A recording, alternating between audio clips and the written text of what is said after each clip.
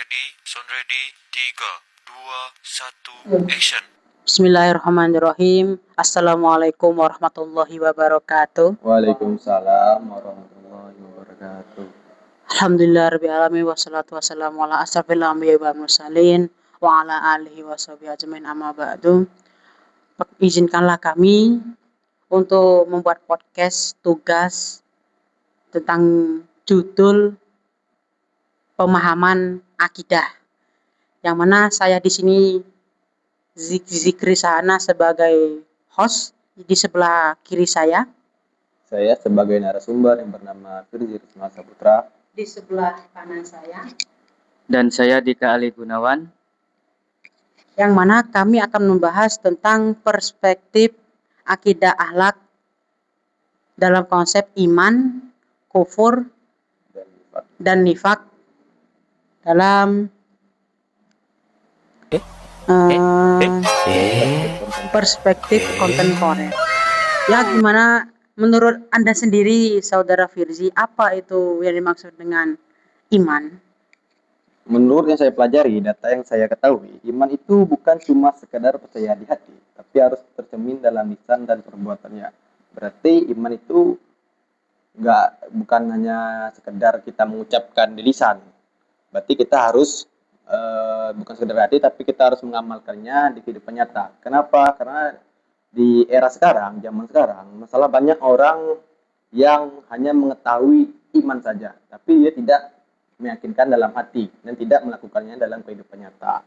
Contoh gampangnya seperti orang banyak mengposting atau ngepost di SW atau SG tentang ayat-ayat Al-Quran atau hadis yang bagus gitu kan, menurut mereka bagus, tetapi mereka hanya sekedar tahu. Di kehidupan nyata mereka tidak mengimani atau tidak melakukan apa yang mereka post tersebut. Berarti dalam tanda kurung mereka hanya mengetahui tapi tidak mengimani dalam hati dan kehidupan nyata. Nah, itu menurut saya bahwa iman itu bukan hanya sekedar lisan tapi harus diterapkan dalam hati dan dalam kehidupan nyata. Oh, berarti menurut Saudara Firzi, iman itu harus diyakini dengan hati, terus dilakukan dengan pekerjaan gitu kan. Nah, tidak hanya sebagai validasi belaka. Kan kebanyakan orang-orang kan hanya mencari buat SW, buat SG hanya untuk mencari validasi orang lain.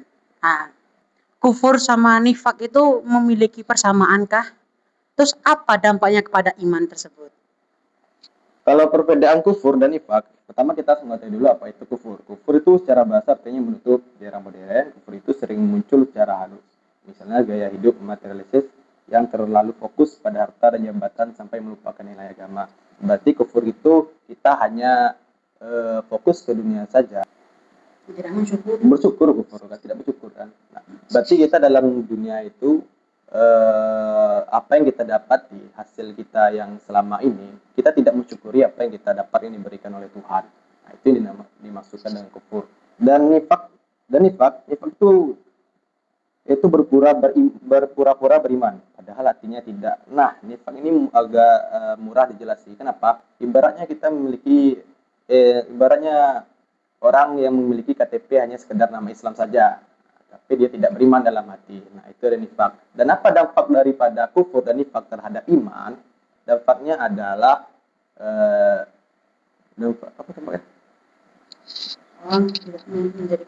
seseorang tidak membuat seseorang tersebut menjadi kafir, tidak mensyukuri nikmat apa yang diberikan oleh Allah Subhanahu wa taala. Jadi intinya dari yang dijelaskan oleh Saudara Firzi bahwa iman itu harus dengan keyakinan diri sendiri, keyakinan pokoknya. Jangan sampai kita mengadakan atau memiliki sifat kufur maupun nifak, karena itu merupakan sifat yang tercela. Baik, setelah kita tanya jawab sedikit dengan Saudara Firzi, kita akan pindah ke saudara yang berikutnya. Tapi sebelum kita membahas penjelasan sesudahnya, kita seruput dulu ya kan? Kita ngopi dulu.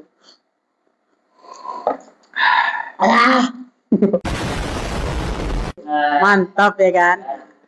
Terus ini pada saudara Dika, kami sedikit bertanya. Kan tadi saudara PJ menerangkan tentang iman, terus dampaknya jika memiliki sifat kufur, nifak. Terus menurut saudara Dika sendiri, apa yang dimaksud dengan pemahaman akidah dan ruang lingkupnya gitu? Oke, baik teman-teman. Saya akan menjelaskan sedikit tentang pemahaman akidah ya. Iya. Akidah itu berasal dari bahasa Arab yaitu akoda. Artinya itu ikatan. Berarti secara istilah itu bisa diartikan dengan akidah adalah keyakinan di dalam hati kita kepada Allah Subhanahu wa taala sehingga itu tidak ada yang bisa menandinginya. Seperti halnya akidah, kita berbicara tentang akidah. Kita membuat rumah. Yang pertama itu kan yang dibangun harus pondasinya dulu. Nah, jika rumah itu tidak ada pondasi, kena angin sedikit aja pasti akan roboh. Nah, seperti halnya tentang akidah di dalam hati kita, dalam jiwa kita. Jikalau kita tidak memiliki akidah, berarti iman kita juga akan roboh. Begitu. Nah, kita masuk ke pembahasan yang kedua yaitu apa tadi? Ruang lingkup akidah Islam ya. Para ulama menyederhanakan bahwa ruang lingkup akidah Islam itu dibagi menjadi 4 bagian. Nah, yang pertama yaitu ruang lingkup ilahiyah. Ruang lingkup ilahiyah itu seperti apa? Ruang lingkup ilahiyah itu ruang lingkup yang pembahasannya itu tentang Allah Subhanahu wa taala, sifat-sifat Allah, nama-nama Allah atau Asmaul Husna yang berjumlah 99. Dan saya ada pembalap ya. Dan yang terakhir yaitu hak Allah, kuasa Allah kepada makhluknya. Kemudian ruang lingkup yang kedua yaitu nubuwayah. Nubuwayah ini pembahasannya yaitu tentang pemahaman tentang para nabi dan rasul, kitab-kitab Allah dan mukjizat Allah. Kemudian yang ketiga yaitu ruang lingkup ruhaniyah. Ruhaniyah ini pembahasan tentang makhluk gaib seperti malaikat yang itu kita tidak bisa melihat dengan mata ya. Itu malaikat dia termasuk makhluk gaib yang tidak bisa dilihat oleh mata langsung. Kemudian jin, apalagi jin, setan dan roh. Orang-orang yang sudah meninggal itu katanya bisa dilihat, tapi secara mata kita yang sehat itu kita tidak bisa melihatnya. Kemudian yang keempat ya, betul. Yang keempat yaitu sam'iyah. Pada sam'iyah ini kita pembahasannya yaitu tentang hal-hal yang nggak bisa dinalar oleh akal sehat kita. Tapi kita harus yakin karena di dalam Al-Quran dan hadis itu sudah dijelaskan oleh Allah Subhanahu wa taala. Seperti contohnya hari kiamat, surga, neraka. Hari kiamat itu kan termasuk rukun iman yang kelima. Kelima itu rukun iman kepada hari kiamat. Kita kan nggak tahu datangnya hari kiamat itu kapan ya. Hari Jumat besok, entah besoknya lagi, atau besok lagi lah. Ini hari Jumat disebutkan dalam Al-Quran itu. Nah, termasuk itu kita harus meyakini bahwasanya hari kiamat itu pasti datang, entah kapan datangnya. Juga surga dan neraka. Surga dan neraka kita tidak bisa menalar sama akal sehat kita seperti apa bentuknya, bagaimana kondisinya di sana. Yang penting di dalam Al-Quran itu sudah dijelaskan bahwasanya besok itu kita akan ditempatkan di surga dan neraka. Mungkin hanya itu saja pembahasan dari pemahaman akidah dan ruang lingkup akidah. Ya, bisa kita ambil kesimpulan sedikit bahwa pemahaman iman menurut akidah iman, ya kan? Menurut Mas Dika itu iman itu sebagai pondasi, ya kan? Pondasi kayak kita bikin rumah itu harus ada ceker ayamnya gitu. Kalau nggak ada cekernya berarti iman kita rusak. Nggak ada cekannya berarti rumah itu rusak. Iya. Sama saja seperti iman. Jika kita tidak memiliki fondasi, maka yang kita lakukan itu sia-sia.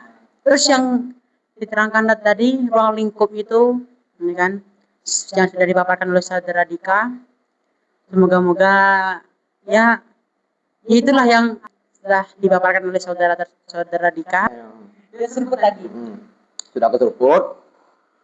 Nah. Sekarang gantian saya nih nanya kepada Mas Zikri Ya, tentang peta pikiran teologi Islam mengenal Mu'tazilah, Asy'ariyah dan Maturidiyah. Nah, pertanyaan saya, apa yang Anda ketahui tentang mengenal Mu'tazilah, Asy'ariyah dan Maturidiyah? Bismillahirrahmanirrahim. Ya, kita mencoba diskusikan ya. Saya tidak mengingkari, tapi kalau menambahi silakan. Kalau menurut saya sendiri, itu merupakan suatu aliran yang merujuk kepada Ahlussunnah wal Jamaah. Kita kan semua ini menganut aliran Ahlussunnah wal Jamaah. Nah, terus kita mengenal sebelum Ahlussunnah wal Jamaah itu ada 3 aliran besar, yang mana mereka ini memiliki kelebihan, juga memiliki kekurangan. Ya. Yang mana pertama aliran Mu'tazilah didirikan oleh, setahu saya itu Wasil bin Atha. Dia ini aliran ini dia ekstrim. Kenapa? Dia tuh berpikiran bahwa Allah itu kayak makhluk. Ini merupakan suatu hal yang na'udzubillah min dzalik. Kitab saya bahwa Allah itu tidak menyerupai makhluknya. Nah, itu aliran yang sangat na'udzubillah min dzalik. Terus yang kedua aliran Asy'ariyah.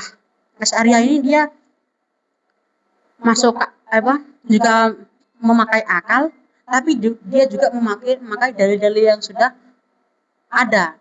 Contohnya, dia percaya bahwa Allah itu adalah Tuhan. Dia percaya, oh akalnya gini. Dia percaya. Tapi juga dia mencari kebenaran lewat dalil-dalil. Enggak percaya kepada akal belaka. Kalau tadi kan Mu'tazilah itu percaya pada akal saja.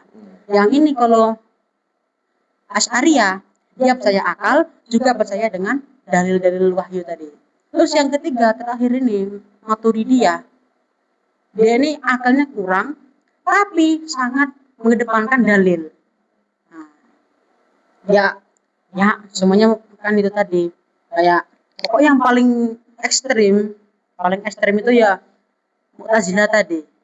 Kalau Maturidiyah, Asy'ariyah itu ya hampir semuanya itu memakai akal, juga memakai dalil-dalil yang ada di Quran, hadis, ijma maupun qiyas. Nah, terus dari aliran Asy'ariyah juga Maturidiyah digabung, dia kolab menjadilah Ahlussunnah wal Jamaah yang kita kenal sampai sekarang ini gitu. Berarti kesimpulannya bahwasanya ya, yang paling ekstrim itu adalah Mu'tazilah. Betul. Berarti yang boleh diikuti yaitu aliran yang seperti Asy'ariyah dan sama Maturidiyah. Oke. Nah, sekarang giliran saya Mas Zikri. Tadi sudah saudara Firzi yang bertanya kepada Mas Zikri, sekarang giliran saya. Tadi kan dijelaskan bahwasannya aliran yang ekstrim tadi aliran apa? Mu'tazilah. Itu ekstrimnya itu gimana ya? Kok bisa disebut sebagai aliran paling ekstrim? Coba diberikan contohnya Mas Zikri. Baiklah. Kalau yang kita pelajari ya kan, kalau menurut sejarah itu aliran Mu'tazilah ini dikatakan sangat ekstrim karena ada suatu kisah yang pada intinya itu menganggap bahwa Allah itu adalah makhluk. Karena ngapa? Bertentangan dengan sifat wajib Allah. Yang mana itu ya di Jawa itu kan berbeda dengan makhluknya. Sedangkan Mu'tazilah ini berpikiran keras bahwa Allah itu seperti makhluk. Juga mereka mainnya logika.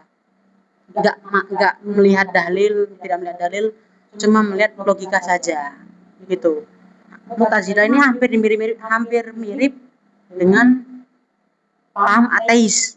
Kalau ateis itu kan tidak percaya Tuhan.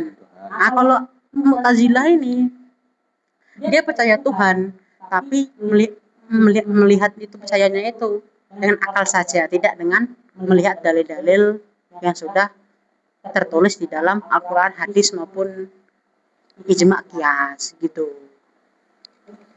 Jadi kesimpulannya yang saya ambil dari saudara Zikri yang sudah dijelaskan tadi, berarti pemahaman Mu'tazilah yang ekstrim tadi ya, itu berarti sama halnya dengan orang-orang ateis berarti ya. Orang ateis itu kan orang yang tidak mempercayai Tuhan sama sekali ya. Sedangkan Mu'tazilah itu percaya sama Tuhannya, tetapi berdasarkan secara logikanya saja.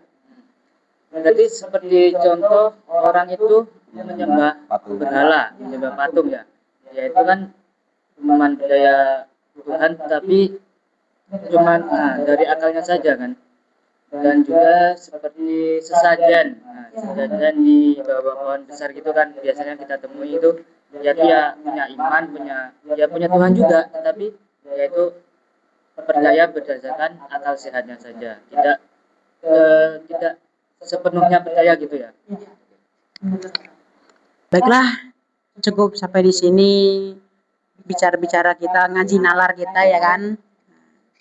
Ada kurang lebihnya kami bertiga memohon maaf dari segi perkataan, perbuatan dan lain dari segi pemahaman. Karena karena kami juga dalam proses pembelajaran ya saudara ya. Ya. Yang memang perdana ini. Nah, ya kami harap hasil dari podcast kami tadi dapat menambah wawasan untuk penonton semua. Kalau ada salah atau mau mengkritik, langsung japri langsung ke orangnya. Langsung japri langsung. Kalau nggak terima, nah kalau nggak terima ya cek di kolom komentar. Ya cek di komentar. Kalau nggak, Sherlock saja nanti. Woo! What's up with it, motherfucker? Kami akhiri. Wassalamualaikum warahmatullahi wabarakatuh.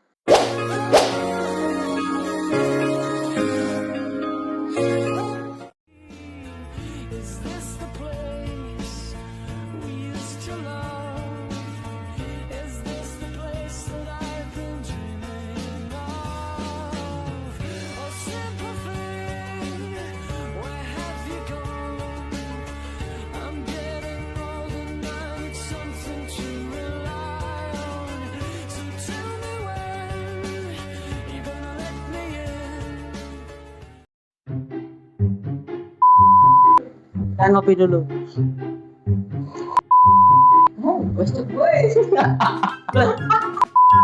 Maaf. Nah, sekarang gantian. Itu aslinya diberikan contoh. Kalau enggak, Sherlock saja nanti. Suara ke TikTok.